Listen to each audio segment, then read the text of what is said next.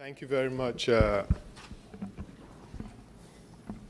Thank you very much, Dorina, for those introductory remarks. And I'd also like to join the acting director in thanking Ambassador Mies for setting the right tone for the workshop. The workshop is intended to be provocative. This session is titled An Assessment of African Peacekeeping, but it's not an assessment that's going to be done on this side.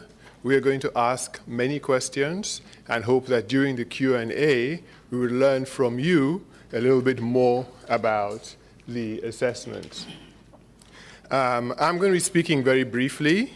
I'm going to talk a little bit about some of the complex peace operations issues on the African continent, looking more at some of the definitional and conceptual quandaries that face both policymakers and decision makers in the peace operations realm in Africa. Then talk a little bit about some of the challenges. I've called them key challenges, but key from my lens, and I'd really like to know from you if you think they're key as well, and if so, why? Thirdly, I want to talk about some encouraging developments. We've talked a bit about some of the challenges. I was having a discussion with a colleague yesterday, and he said, you know, in these discussions, people tend to be wedded to the problems. I've forgotten his exact phraseology. I need to get it. But it was so true. We are wedded to everything that's gone wrong and all the issues, and we fail to acknowledge or learn from some of the encouraging developments. So I'll talk a little bit about some of those, and then I'll give you some thoughts about adaptation. Okay, let me start with the definitional and conceptual issues. Ambassador Mies talked a little bit about some of these this morning. Definitionally, if you read a lot of literature, you would see that the terms peacekeeping and peace operations are usually used interchangeably. And you would notice a lot, even in this workshop, people are using them in the same sentence. But do they mean the same thing? And does it matter? I think it does matter. Ambassador Mies earlier on talked about traditional peacekeeping and broader peace operations. And if you look at the nature of the threat analysis across Africa, it is not so much the traditional type of what literature refers to as moving towards negative peace, i.e. the absence of violence. But it is a lot more about how do you deal with the amorphous, ever-changing, ever-adaptable non-state actors. It's also what do we do in a peacekeeping context when the groups or the individuals cross borders. It's also how do you properly analyze the context within which either peacekeeping or peace operations is being set. Because you find out that you not only have to identify and analyze the causative factors, you also have to understand how they are collectively reinforcing. That means you're not dealing with one problem. You're dealing with problems that build on each other. So your approach to peacekeeping and your understanding of it from a conceptual basis has to be informed by all of those things. Generally, and this is my assessment, one, in Africa, we tend to be very reactive when it comes to peacekeeping. We're always chasing the problem, not anticipating and having a framework that is equal to the sum of the constituent parts of what not just underlie the problem, but what trigger and sustain violence. So that brings me to the second bullet point, is that we really need to have a fuller menu when we're thinking about it. We need to talk about traditional, which for me I would boil down to exercising a monopoly of force, if you want to speak in Westphalian terms, multidimensional, and also a more comprehensive, maybe aggressive, maybe robust. But the issue becomes, how do we ensure that we most effectively align what we are talking about when we say peace building and peace operations with the nature of the threat analysis. A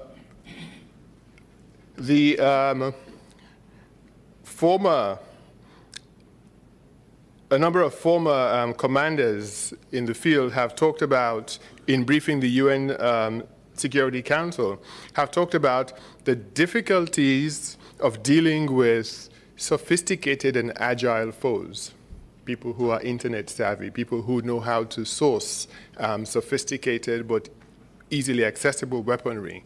And we usually have the peacekeepers a little behind the curve. So we need to be able to match the available instruments. We'll talk a little bit about leadership and doctrine later, but I think the important point is making sure that our response in terms of both peacekeeping or peace operations is equal to the task across the African continent. What are some of the key challenges? I think that I have listed a few. I'll just highlight one or two. I think one challenge, and which is my point number 2, was echoed by Major General Johnson Saki, who commanded UNMISS, and he said it's one of mobility. It's one of mobility because when you're talking about whether it's peace operations or peace building, you want to be able to get to the problem quickly. If you look at the materiel available in South Sudan, which is roughly the size of France, you have one Mi-26 heavy lift helicopter. One, covering the entire region. So you talk about mobility and being able to act in an expeditious and effective manner, you have problems. No matter what approach you choose, no matter how robust the political will is, if you do not have the requisite level of equipping, you have a challenge. Point number 2. Point number 3 was made by the head of the UN Peacekeeping Department, Herve Ladsus, when he said that peacekeeping in Africa faces a big challenge because particularly when it comes to prepare and equip troops. And generally when we think about preparing and equipping troops, we think about preparing and equipping troops from an operational or tactical dimension.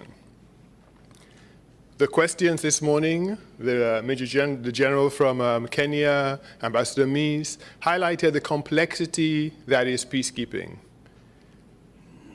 The conceptual shift I mentioned in the former slide not only requires us to think differently, but also to think differently about how we train and how we equip at a strategic level. Because peacekeeping is not just the soldiering of peacekeeping, it's the engineering of peacekeeping, it's the medicine of peacekeeping, it's the medical side of peacekeeping, it's the procurement side of peacekeeping, it's the logistical side of peacekeeping, and it's the financial side of peacekeeping. So we send our officers out to do peace operations. They're trained in maybe 1 or 2. And peacekeeping is a complex thing. And we're seeing this whether you're talking about smaller deployments, you're talking about your Liberias, or more larger and complex Somalias or DRCs. You're talking about the ability to strategically manage not just your physical and material assets, but also financial, medical. How do we prepare at a strategic level? That's my point number 3. Point number 4 is the coordination conundrum. And there's an op-ed in the World Politics Review, June 2013, by Richard Cohen, which I will commend if we could find it. And he talks about the flux between peace enforcement and peace operations. Because Those of you who've been following the Mali issues very closely, you know that there's conceptually a separation between the peace enforcement and the peace operation side. But the point he makes, which really is a no-brainer, is that there's no definite place where one starts and the other stops. You're going to have an overspill. We are not prepared for that. We don't have a coordination mechanism because we are assuming a dichotomy. When on the field, you have to make almost immediate decisions in very complex circumstances. And so the importance of being able to do this in a very fluid environment where the enemy is not just agile, but able at a moment's notice to wage very effective asymmetrical warfare. You're talking about an issue in which we need a slightly different skill set in thinking about how we deploy peacekeepers and how we make sure that the peace enforcement and peace operation sides are consistent. Okay. There have been some encouraging developments. We're seeing areas in which there is more effective African leadership. In some cases, I think more realism. The transition from AFISMA to MINUSMA, does show some underlying realism. But I like to highlight the importance of linking peacekeeping with stabilization efforts a bit more effectively. And I think it was Dr. Biko yesterday who mentioned the synergies between peacekeeping in Liberia and the governance and economic management program, which was basically a stabilization effort. Because if you think about it, the end state in peacekeeping is not just to effect negative peace, i.e. the cessation of violence, but to rebuild and strengthen communities and nations. And so therefore and as Ambassador Mies also emphasized this morning, you don't need peacekeeping on the one side and development on the other side and governance on the other side. You actually need them all running on similar tracks and with complementary timetables.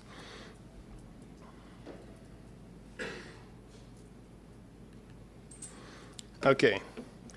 Adapting to the new challenges. I think that there are a number of things that we need to do.